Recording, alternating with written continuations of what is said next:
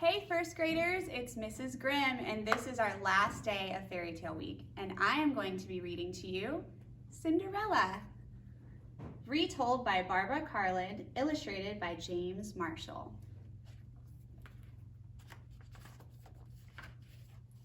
Once there was a widower with a kind and beautiful daughter. Life was sweet in their simple cottage until the widower decided to remarry. Not knowing the ways of the world, he married a vain and horrid woman whose daughters were as vain and horrid as she. "What a stupid little house," they said. The widower's daughter was made to work like a servant in her own house. She was soon run ragged, washing, ironing, scrubbing, dusting, and cooking heaps of food. The poor girl no longer had a bed of her own and had to sleep among the ashes and cinders, and from that time on, they called her Cinderella. Now it happened that the king of the land had a handsome son. The king's greatest desire was to see his son married. He decided to give a ball and invite all the fair maidens of the realm. When the king's messenger delivered the royal invitation, the dreadful stepsisters were overjoyed. Each was convinced that she would win the prince's favor. On the day of the ball, Cinderella was exhausted from trying to make her stepsisters look beautiful. "Wouldn't you like to go to the ball?" they said, teasing cruelly. "Oh, yes," said Cinderella. "Don't be ridiculous," cried the stepsisters. "What would a wretched mouse like you do at a fancy ball?" And they shrieked with laughter.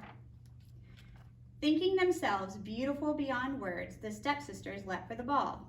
"Don't be a lazybones while we're away," they said to Cinderella, "and think about all the fun we will be having."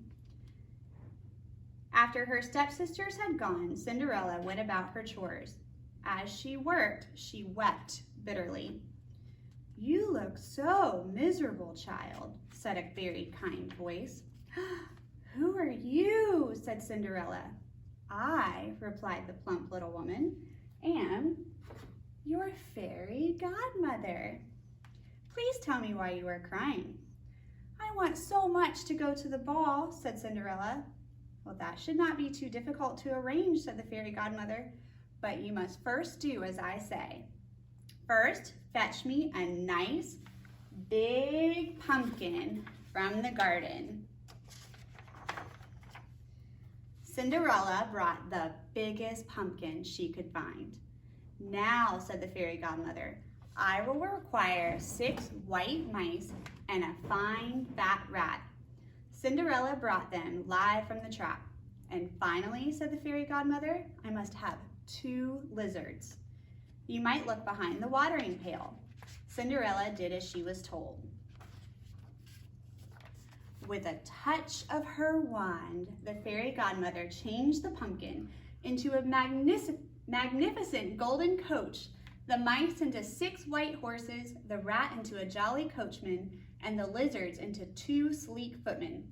"Lovely!" the fairy godmother exclaimed. "Off you go." "Am I to go in rags?" said Cinderella.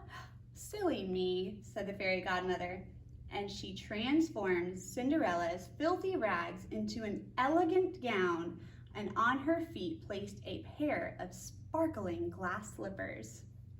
"Now you are ready," said the fairy godmother, "but remember this, you must return home before the stroke of midnight. For all then your finery will change back to what it was."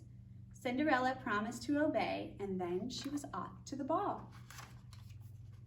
At the palace, the prince learned that an enchanting maiden had arrived, and he greeted her himself. The other guests were puzzled. Who was this beautiful stranger? Completely smitten, the prince had eyes only for Cinderella. They danced every dance. Cinderella found herself deeply in love. She was so happy that she took no notice of the hour. Suddenly, the clock began to strike 12. Ding dong! Remembering the warning, Cinderella ran from the prince's arms, out of the ballroom, and down into the steps of the palace. In her haste, she lost one of the glass slippers. "Wait, wait," cried the prince. "I don't know your name."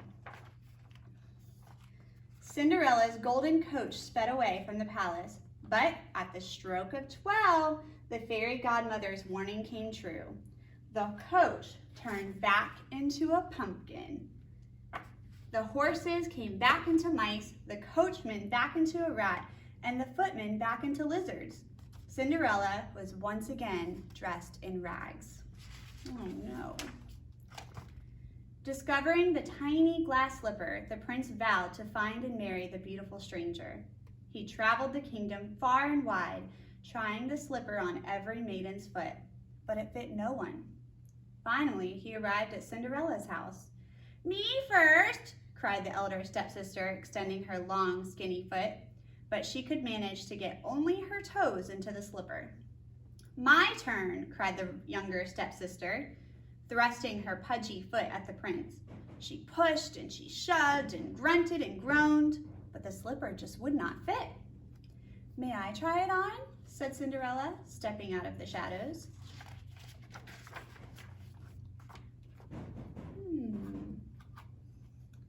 The glass slipper fit perfectly on Cinderella's tiny foot. "I have found my princess," cried the prince. "We shall wed tomorrow." On that festive day, the kingdom rejoiced. Generous and forgiving, Cinderella moved into the palace and found a lord of the court for each of her stepsisters to marry.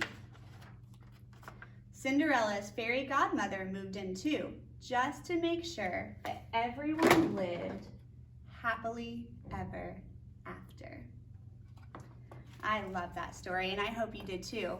And I hope you enjoyed all of the books that we read for Fairy Tale Week. Good to see you. Bye.